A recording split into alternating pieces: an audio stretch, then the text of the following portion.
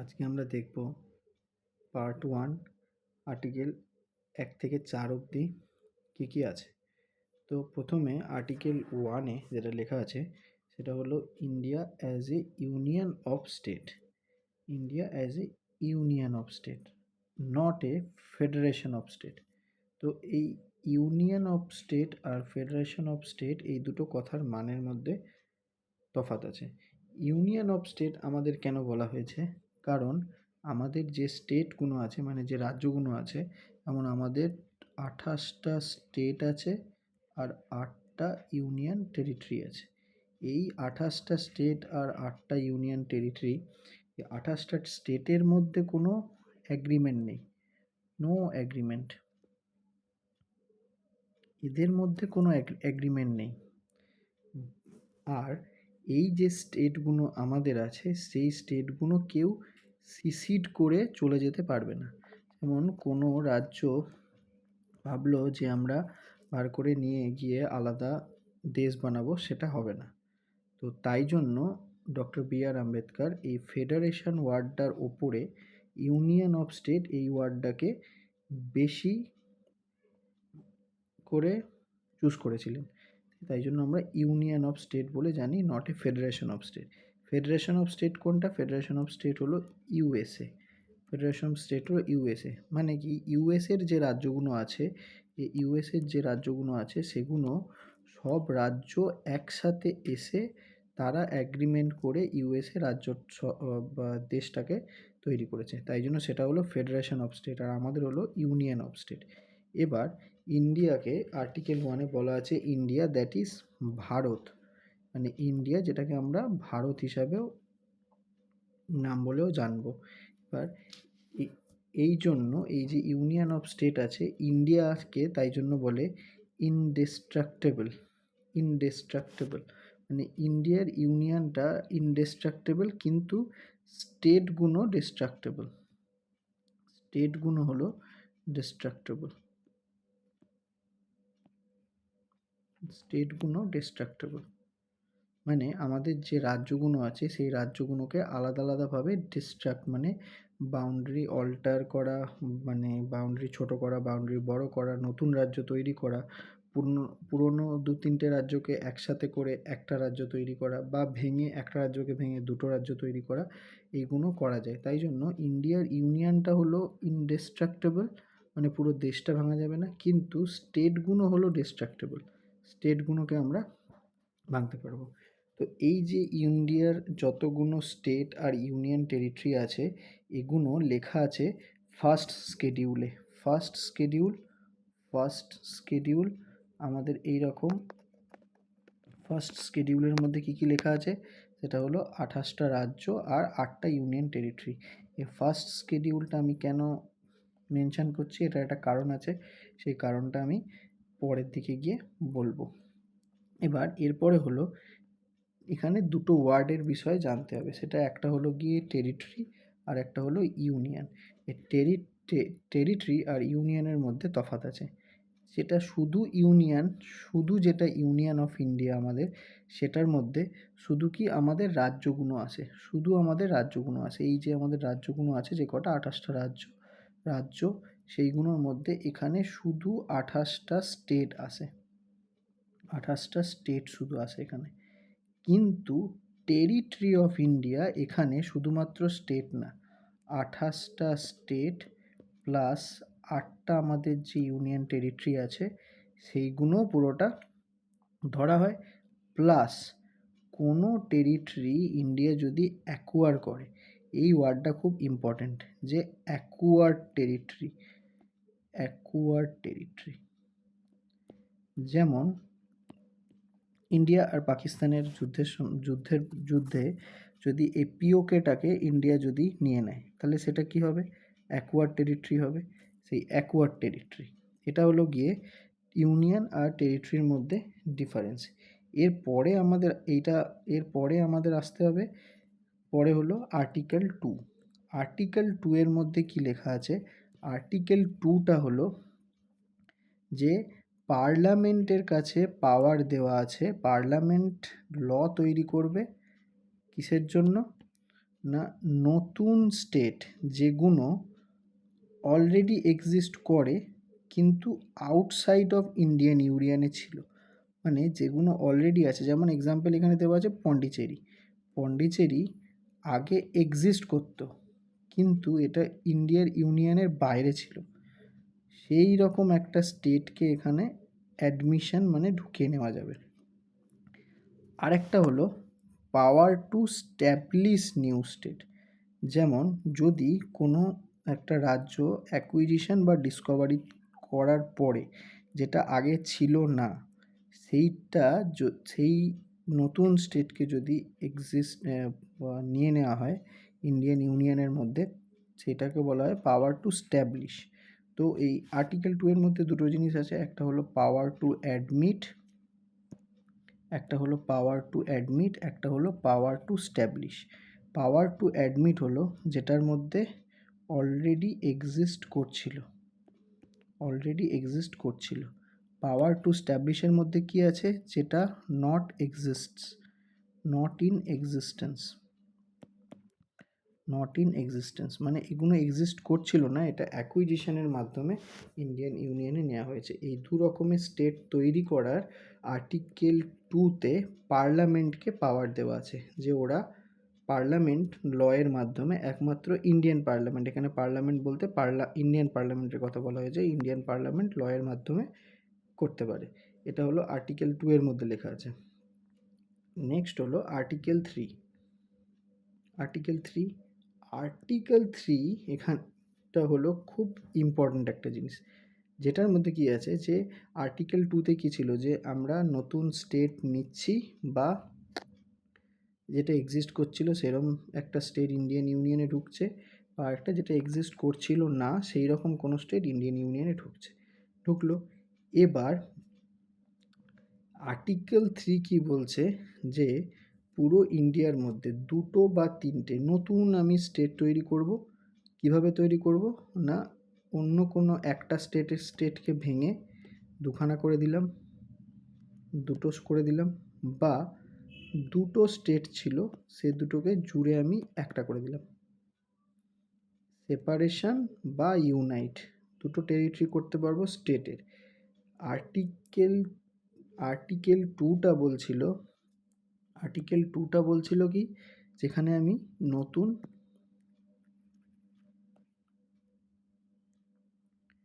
Article 2টা বলছিল কি নতুন স্টেট, এখানে হলো গিয়ে নিউ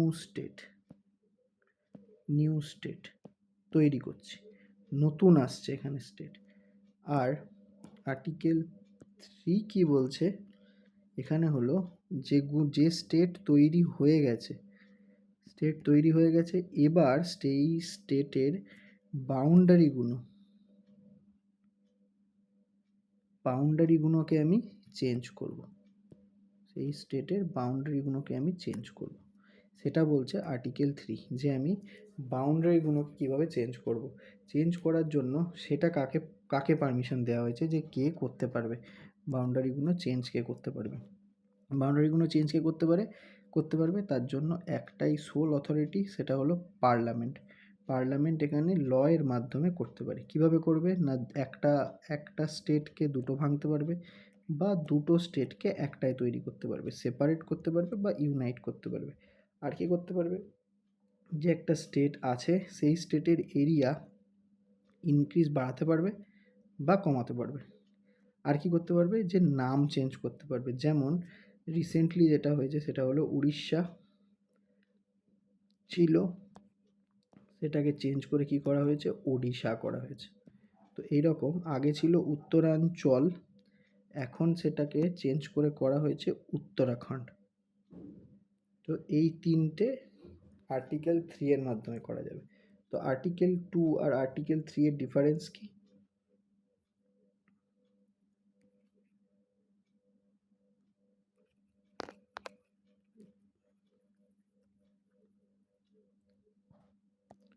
তো আর্টিকেল 2 হলো গিয়ে নিউ স্টেট তৈরি করলাম।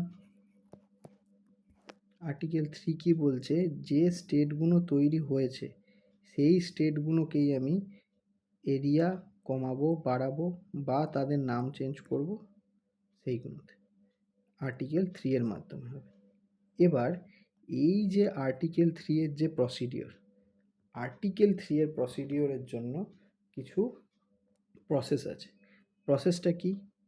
এই প্রসেস হলো আর্টিকেল 3 এর ফার্স্ট প্রেসিডেন্টের প্রায়র রেকমেন্ডেশন লাগবে। মানে আমি যদি কোনো স্টেটের একটা নাম চেঞ্জ করতে চাই, সেই নাম চেঞ্জ করার জন্য প্রেসিডেন্ট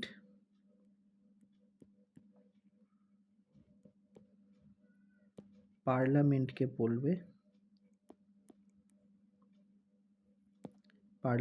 বলবে রেকমেন্ড করবে যে এই নেমটা চেঞ্জ করা দরকার।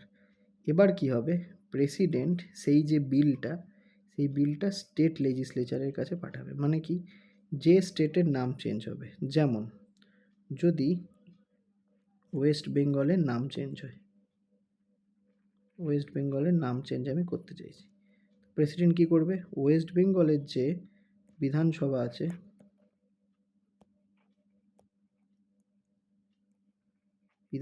আছে সেখানে সেই বিলটাকে রেকমেন্ড করবে। এবার এদের জন্য একটা ফিক্সড টাইম দিয়ে দেওয়া হয়। স্টেটকে কি করতে হবে, সেই টাইমের মধ্যে রিপ্লাই দিতে হবে। কিন্তু এই রিপ্লাইটা প্রেসিডেন্টের কাছে নট বাইন্ডিং। সে মেনে নিতেও পারে, সে নাও মেনে নিতে পারে। মেনে নিল বা না মেনে নিল, এবার পার্লামেন্ট এই যে বিলটা তৈরি হয়েছিল সেই বিলটা সিম্পল মেজরিটির মাধ্যমে পাস করবে। সিম্পল মেজরিটি জিনিসটা কি? সিম্পল মেজরিটি হলো, ধরে নিলাম যে আমাদের পার্লামেন্টে 500টা সিট আছে। সিম্পল মেজরিটি মানে কি, এর হাফ +1 মানে 251 জন আমার হলেই যদি এতে পাস করে, বিলে যদি ভোট দেয় 251 জন, তাহলেই আমার এই বিলটা পাস হয়ে যাবে। তো এটা সিম্পল মেজরিটির মাধ্যমে পাস করলেই হবে। এই হলো আর্টিকেল 3 এর। এরপরে আছে আর্টিকেল 4। চারটে আর্টিকেল 4 যেগুলো বলছে যে আর্টিকেল 2 আর 3-তে আমরা যে কাজগুলো করছি, মানে আর্টিকেল 2 ছিল যেটাতে আমরা নতুন স্টেট তৈরি করছি, আর্টিকেল 3 হলো সেই স্টেটগুলোর বাউন্ডারি অল্টার করছি বা ছোট করছি, বড় করছি, নাম চেঞ্জ করছি, এইগুলো কোনোটাই কনস্টিটিউশনাল অ্যামেন্ডমেন্ট না, নট এ কনস্টিটিউশনাল অ্যামেন্ডমেন্ট। এগুলো কনস্টিটিউশনাল অ্যামেন্ডমেন্ট না। তো কি এই কনস্টিটিউশনাল অ্যামেন্ডমেন্ট না, কিন্তু আর্টিকেল 2 আর 3-তে আমি যখনই কোনো চেঞ্জেস করতে যাব, পার্লামেন্টকে কি করতে হবে, দুটো স্কেডিউলেও আপডেট করতে হবে, অ্যামেন্ডমেন্ট আনতে হবে। যেমন কি ফার্স্ট স্কেডিউল আর ফোর্থ স্কেডিউল। ফার্স্ট স্কেডিউল কোনটা, ফার্স্ট স্কেডিউল হলো যেখানে লেখা আছে যে আমার 28টা স্টেট থাকবে আর 8টা ইউনিয়ন টেরিটরি আছে। এবার যদি আমি আর্টিকেল 3 এর মাধ্যমে কিছু চেঞ্জ করতে চাই, তাহলে আমার এই একটা স্টেটকে ভেঙে আমি যদি দুটো স্টেট করি, তাহলে কী হবে, এখানে 28টার জায়গায় 29টা হয়ে যাবে। বা আমি একটা স্টেট করলাম, একটা ইউনিয়ন টেরিটরি করলাম, তখন কি দাঁড়াবে, একটা স্টেট করলাম তাহলে 28টা স্টেট দাঁড়ালো, একটা ইউনিয়ন টেরিটরি বেশি হয়ে গেলো, তাহলে 9টা ইউনিয়ন টেরিটরি হলো। এটা লেখা আছে আমার ফার্স্ট স্কেডিউলে, তাহলে আমাকে ফার্স্ট স্কেডিউল চেঞ্জ করতে হবে। এরপরে হলো গিয়ে ফোর্থ স্কেডিউলে কী আছে, রাজ্যসভার সিট কে কতগুলো সিট পাবে। রাজ্যসভার সিট বলতে একটা যদি স্টেট হয়, সেই স্টেট থেকে কোনো স্টেট থেকে 10টা সিট আছে, কোনো স্টেট থেকে 12টা সিট আছে, কোনো স্টেট থেকে 13টা সিট আছে। এই রকমই যদি আমার স্টেট বেড়ে যায়, তাহলে কী হবে, রাজ্যসভার সিটও আমাকে চেঞ্জ করতে হবে। তাই জন্য ফার্স্ট স্কেডিউল আর ফোর্থ স্কেডিউল এই দুটোতেও চেঞ্জ করতে হবে যদি আর্টিকেল 2 আর 3 এর মাধ্যমে কিছু অ্যামেন্ডমেন্ট করা হয়। ঠিক আছে, আর এই প্রতিটা যে বিল পাস হবে সেগুলো সিম্পল মেজরিটির মাধ্যমে পাস হবে। প্রতিটা যে বিল পাস হবে সেগুলো কী হবে, প্রতিটা সিম্পল মেজরিটির মাধ্যমে পাস হবে। প্রতিটা সিম্পল মেজরিটির মাধ্যমে পাস হবে। এই সিম্পল মেজরিটির তার জন্য আরেকটা জিনিস আছে, সেটা হলো স্পেশাল মেজরিটি, যেটা 368-এ লেখা আছে। যখন কোনো কনস্টিটিউশনাল অ্যামেন্ডমেন্ট হয় তখন বলা আছে কি, যে একটা সিম্পল মেজরিটি আর একটা স্পেশাল মেজরিটি। স্পেশাল মেজরিটি কি, 543 জন আমাদের আছে, টোটাল সব মিলে 550, এর হাফ হতে হবে 276 জনকেও সাপোর্টে পাস করতে হবে। এছাড়া 2/3 প্রেজেন্ট অ্যান্ড ভোটিং,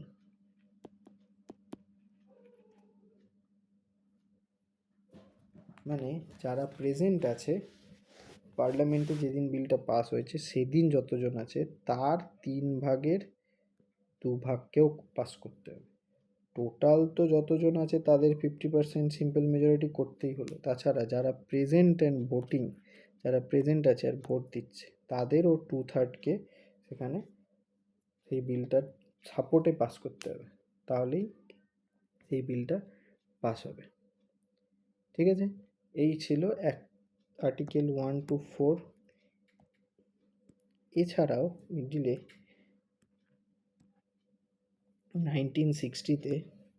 1960-তে একটা কেস হয়েছিল, Berubari Union case. Berubari Union case কী ছিল? বেরুবাড়ি ইউনিয়ন কেস ছিল যে ইন্ডিয়ার মধ্যে কিছু কনক্লেভ আছে, যেমন যদি আমি ধরি এই পুরোটা ইন্ডিয়া, ঠিক আছে, এর ভেতরে কিছু বাংলাদেশের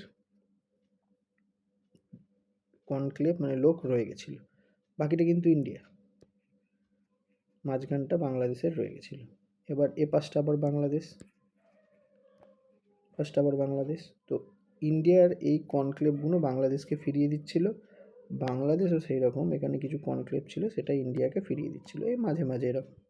তো এই কনক্লেভগুলো যদি ফিরিয়ে দেওয়া হয় তাহলে এটা কী হলো, যে ইন্ডিয়ার ভেতরের টেরিটরি, এটা তো ইন্ডিয়ার ভেতরে টেরিটরি, এইটা অন্য দেশকে আমরা দিয়ে দিচ্ছি যে তোমাদের এখানে লোক থাকে, বর্ডারের কাছে আছে, তোমরা সেটাকে ট্রান্সফার করে নিয়ে নাও। তো এই যে ট্রান্সফার হচ্ছে, যদি এরকম